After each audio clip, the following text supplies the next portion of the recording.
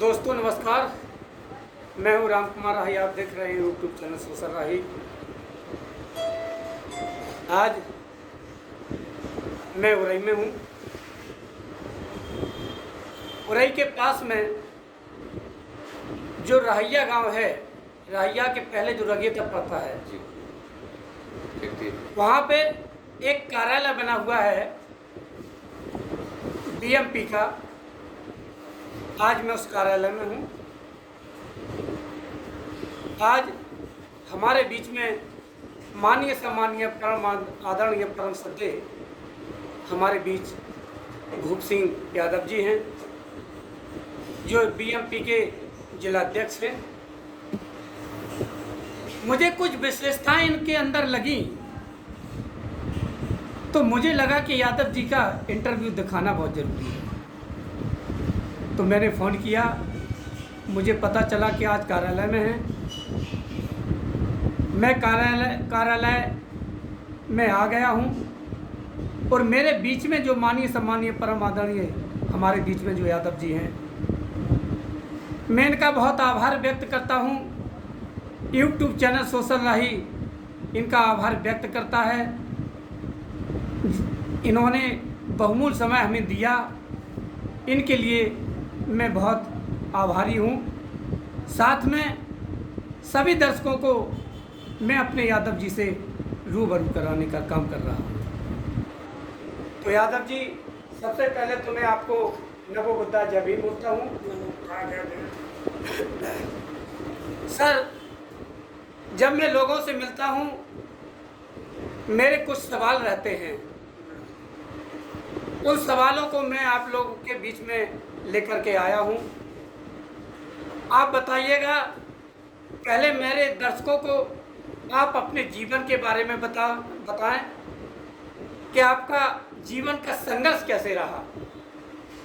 जी sir, बताने का काम करें। बात प्रारंभ करने से पहले, क्योंकि हम लोग मानववादी लोग हैं और मानवता के संघर्ष में महामानव बुद्ध और बाबा साहब डॉक्टर अंबेडकर से महानतम व्यक्तित्व पूरे भारतवर्ष में नहीं हुआ है जी। तो इसलिए तथागत गौतम बुद्ध को नमो बुद्धाय और बाबा साहब डॉक्टर अंबेडकर को प्रणाम करते हुए, उन्हें श्रद्धांजलि अर्पित करते हुए आपको अपने जीवन के बारे में बताता हूँ जी। मैं बहुत साधारण परिवार में पैदा हुआ। पूर्ण रूप से मेरे पिताजी छोटे किसान थे, बड़े किसान भी नहीं थे जी। और ये शहर उरई नज़दीक होने के कारण हम लोगों का जो सहयोगी धंधा था वो पशुपालन था जी। वो वैसे भी मैं अहीर जाति से संबंध रखता हूँ जी, जी, जी, जी। क्योंकि अहीर जात का तो इस देश की व्यवस्था ने कार्य निर्धारित कर दिया जी। हमारा इस देश की व्यवस्था ने कार्य निर्धारित किया है पशुपालन और जानवरों को चराना। तो परंपरागत हमें जो करना चाहिए वो हमारे पिताजी करते थे, साधारण परिवार में। लेकिन उन्होंने बहुत मेहनत करके मुझे पोस्ट ग्रेजुएशन की डिग्री हासिल कराई, और वो डिग्री किसी साधारण महाविद्यालय से नहीं, कानपुर महाविद्यालय के पंडित पृथ्वीनाथ महाविद्यालय से वो डिग्री उन्होंने हमें जी हासिल कराई। तो मैं उनका भी ऋणी, उनको भी इस अवसर पर हम उन्हें पुष्पांजलि अर्पित करना चाहते हैं।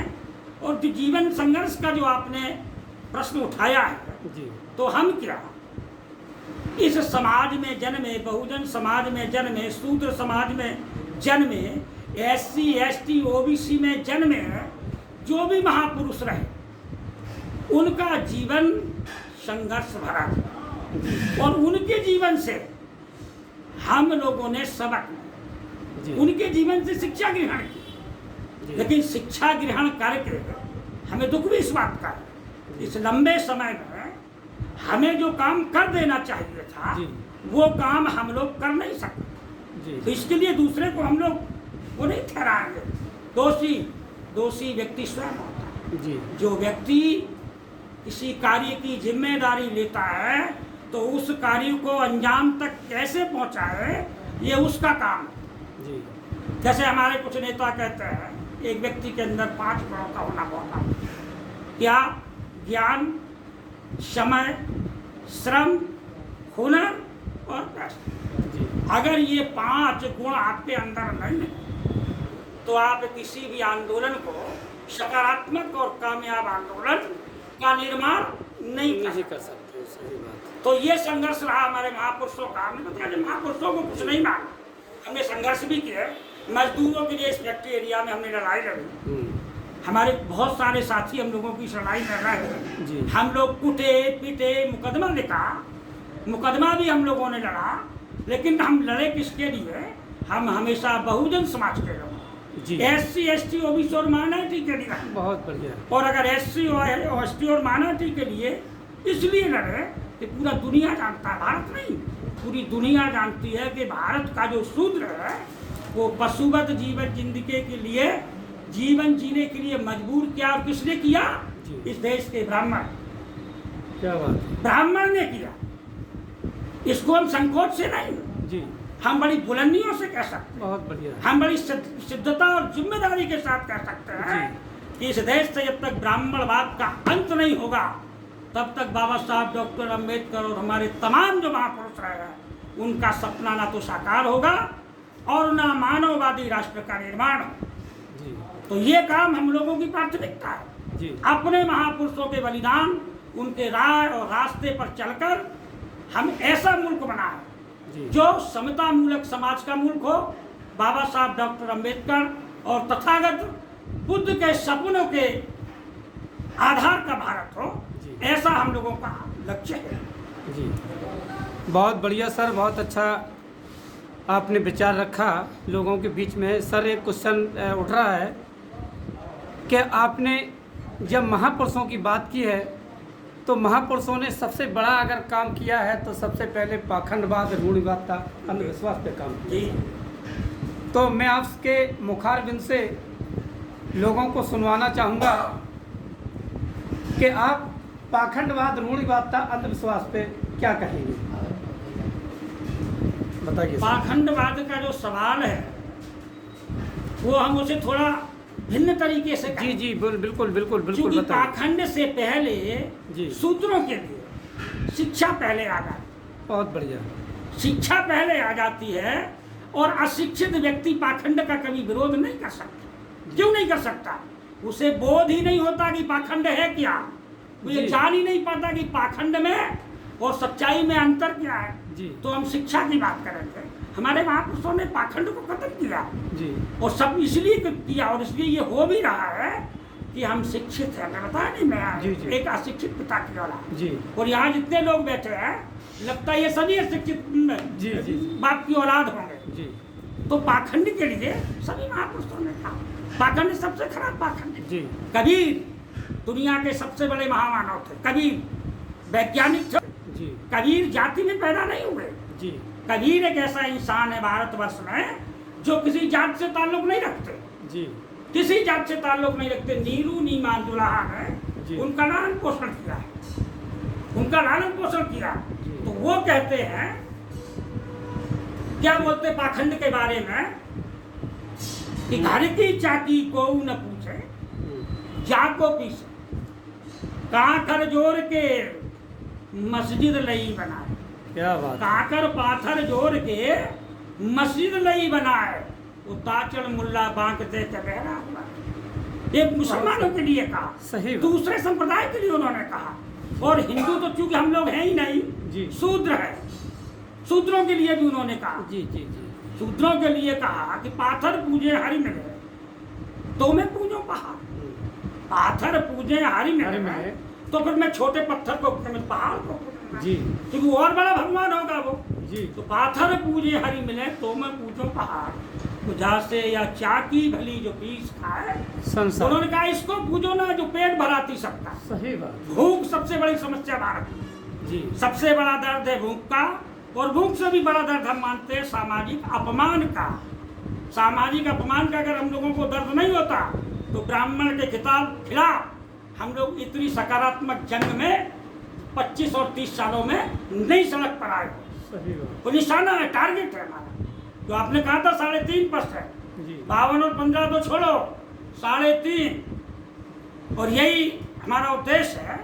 नेता भी हमारे यही कहते हैं कि इस देश में जो 140 करोड़ आबादी है उसमें 119 करोड़ बहुजन समाज के लोग। कितने लोग हैं? 119 करोड़। और 119 करोड़ में हमें 119 करोड़ क्या नहीं करना है, केवल 15 करोड़, लेकिन करना पूरे देश से। बंगाल में भी हमारा आदमी हो, बिहार में भी हमारे लोग हों, और आपके पूर्वी राज्यों में भी हमारे लोग हों, उत्तर प्रदेश में भी हों, मध्य प्रदेश में भी हों, उड़ीसा में हो, तेलंगाना में हो, केरल में हो, कर्नाटक में हो, तमिलनाडु में। जब पूरे देश से अगर 15 करोड़ लोग बाबा साहब डॉक्टर अम्बेडकर के मिशन को लक्ष्य तक पहुंचाने के लिए और समतामूलक समाज का निर्माण करने के लिए, पशुवत जीवों के समाप्त करने के लिए अगर निकल पड़ेंगे, तो मोदी तो छोड़ो, भारत का कोई भी ब्राह्मण इन सूत्रों के सामने टिकने की जरूरत नहीं करेगा। ये जहाँ से आए वही चले। सही बात है। हमें बताना भी नहीं पड़ेगा, हमें नहीं कहना पड़ेगा कि तुम कहाँ से आओ और कहाँ जाओ, वो वहीं चलेगा।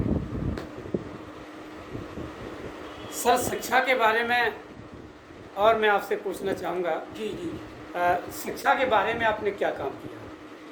शिक्षा के बारे में कोई बहुत बड़ा काम तो नहीं किया है। जी जी, फिर भी बताइएगा। शिक्षा के मामले में हमने सबसे तो बड़ा काम ये किया कि हमारे यहाँ के हिंदुस्तान लीवर फैक्ट्री, जी, हिंदुस्तान लीवर जो फैक्ट्री है वो लिमिटेड फैक्ट्री है, जी, अर्ध सरकारी फैक्ट्री।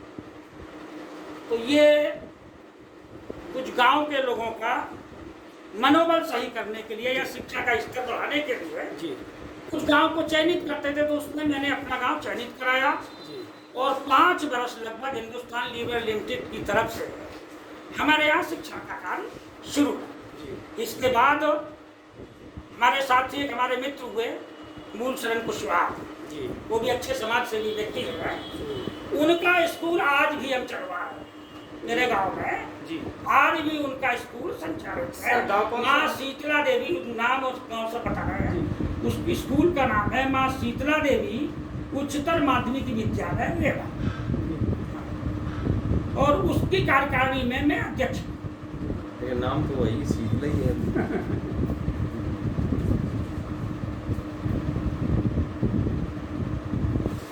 सर जी बता दीजिएगा थोड़ा, अब जब सर जी ने क्वेश्चन कर दिया है तो क्या कभी बदलने का? शीतला मंदिर जी में जो शीतला माँ है जी, वो धुरंधर पाखंड है, हम इसका समर्थन करते हैं।